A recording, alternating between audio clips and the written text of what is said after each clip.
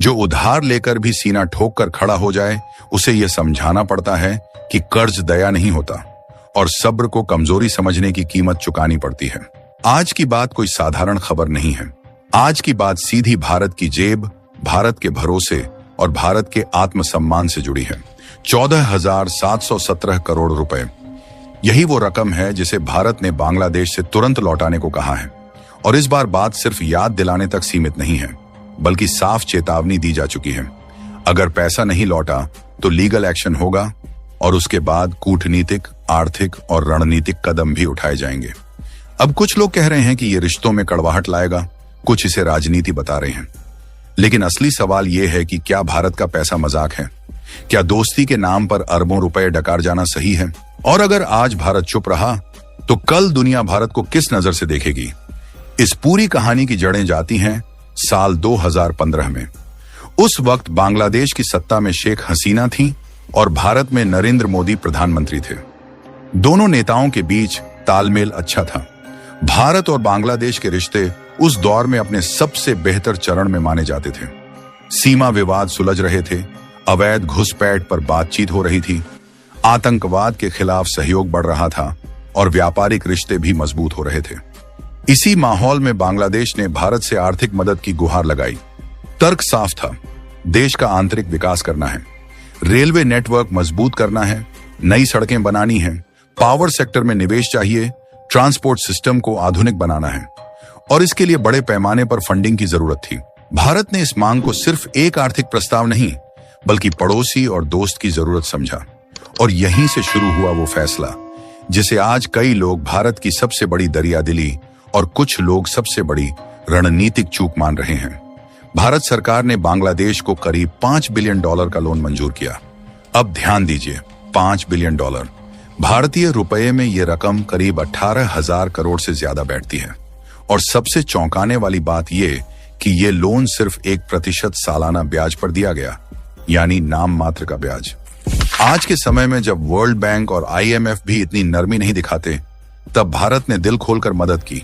शर्तें भी बेहद आसान थीं। कोई जमीन गिरवी नहीं, कोई बंदरगाह की मांग नहीं, कोई सैन्य या रणनीतिक संपत्ति की शर्त नहीं। 20 साल में धीरे धीरे पैसा लौटाना था।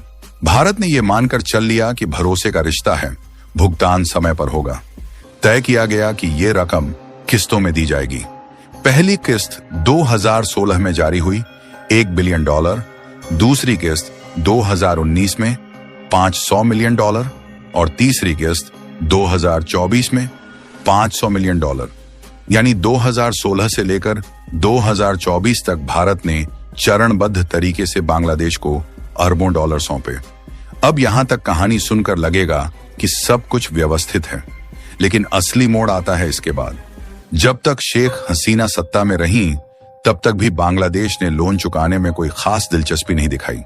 पूरे कई सालों में जो रकम लौटाई गई वो सिर्फ 376 मिलियन रुपए थी, यानी करीब 348 करोड़ रुपए। इतनी बड़ी रकम के सामने ये भुगतान लगभग नगण्य था। इसके बाद बांग्लादेश में सत्ता परिवर्तन हुआ। भारत को उम्मीद थी कि नई सरकार पुराने समझौतों का सम्मान करेगी, लेकिन हुआ इसका उल्टा। भारत ने पहले शालीनता से संपर्क किया, आधिकारिक लेटर भेजे गए, फिर ईमेल्स गए, फिर रिमाइंडर भेजे गए। पिछले 6 महीनों से भारत लगातार बांग्लादेश को याद दिला रहा है कि लोन की किस्त बकाया है, लेकिन जवाब या तो बिल्कुल नहीं आया या फिर टाल मटोल भरा।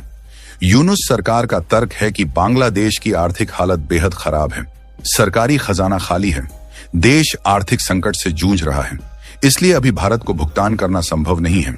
लेकिन यही वो जगह है जहां पूरी कहानी पर सवालिया निशान खड़े हो जाते हैं।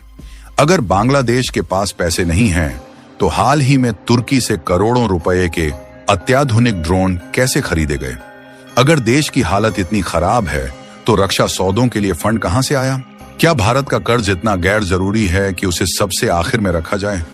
भारत ने कभी नहीं कहा कि एक साथ पूरा पैसा लौटा दो, किस्तों में भी चलेगा, लेकिन कम से कम ईमानदारी तो दिखाई जाए, संवाद तो हो, जवाब तो आए।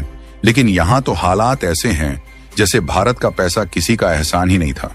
अब भारत का सब्र जवाब दे रहा है और यही वजह है कि सख्त रुख अपनाने की तैयारी हो चुकी है। रिपोर्ट्स के मुताबिक अगर बांग्लादेश ने जल्द भुगतान शुरू नहीं किया तो भारत कई स्तरों पर दबाव बनाएगा। सबसे पहले कूटनीतिक स्तर पर असर दिखेगा।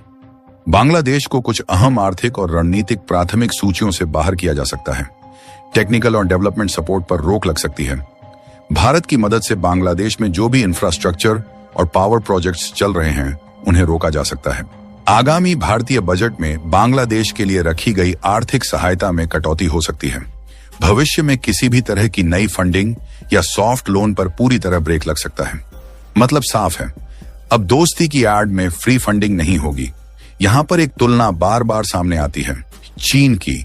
चीन लोन देता है लेकिन बदले में गारंटी लेता है, जमीन, बंदरगाह, एयरपोर्ट या फिर लंबी लीज। अगर पैसा नहीं लौट आया तो कब्जा तय। श्रीलंका का हम्बनटोटा पोर्ट इसका सबसे बड़ा उदाहरण है। भारत ने ऐसा नहीं किया। भारत ने बिना किसी गारंटी के पैसा दिया, भरोसे पर दिया, और आज वही भरोसा भारत के लिए चुनौती बन गया है। लेकिन क्या भारत को अब भी चुप रहना चाहिए? क्या सिर्फ इसलिए कि बांग्लादेश पड़ोसी है? भारत अपने 14,717 करोड़ रुपए छोड़ दें? क्या टैक्स देने वाली जनता से यह कहना सही होगा कि उनका पैसा अब वापस नहीं आएगा? अगर एक आम आदमी बैंक का लोन नहीं चुकाता तो बैंक क्या करता है? नोटिस भेजता है, फिर कोर्ट जाता है, फिर संपत्ति जब्त करता है। तो फिर देशों के मामले में अलग नियम क्यों? यह मामला सिर्फ पैसों का नहीं है, यह मामला अंतर्राष्ट्रीय मंच पर भारत की साख का है। अगर भारत आज सख्ती नहीं दिखाता तो कल कोई और देश भी यही करेगा, और फिर भारत सिर्फ देने वाला देश बनकर रह जाएगा, जिससे कोई डरता नहीं, कोई सम्मान नहीं करता। बांग्लादेश को भी समझना होगा कि भारत कोई दुश्मन नहीं है। भारत वही देश है जिसने बिना शर्त मदद की, और उस मदद की कीमत सिर्फ जिम्मेदारी है। न सूद की मांग, न जुर्माने की धमकी, बस समय पर भुगतान। आज ये मुद्दा 14,717 करोड़ का है, लेकिन असल में ये भरोसे, कूटनीति और राष्ट्रीय सम्मान का सवाल है। तो दोस्तों, यही है भारत और बांग्लादेश के बीच 14,717 करोड़ के लोन को लेकर पूरा मामला, जहां एक तरफ भारत अपने टैक्स पेयर्स का पैसा वापस मांग रहा है, वहीं दूसरी तरफ बांग्लादेश की चुप्पी कई सवाल खड़े कर रही है। अब देखना यह है कि आने वाले दिनों में यह मुद्दा कूटनीतिक समझौते से सुलझेगा या लीगल एक्शन तक पहुंचेगा। आपकी राय इस पर बेहद जरूरी है। क्या भारत को सख्ती दिखानी चाहिए या कूटनीति से काम लेना चाहिए? नीचे कमेंट में अपनी सोच जरूर लिखिए। अगर आपको ऐसे ही करंट अफेयर्स, इंटरनेशनल पॉलिटिक्स, देश हित और एक्सक्लूसिव एनालिसिस वाली वीडियो पसंद है तो चैनल को सब्सक्राइब, वीडियो को लाइक और बेल आइकन को जरूर दबाएं ताकि कोई भी बड़ी खबर आपसे छूटे नहीं। इस वीडियो को ज्यादा से ज्यादा शेयर करें ताकि सच्चाई हर भारतीय तक पहुंचे। तो चलिए फिर मिलते हैं नेक्स्ट वीडियो में एक और सच्चाई वाली असली खबर के साथ। जय हिंद, जय श्री राम।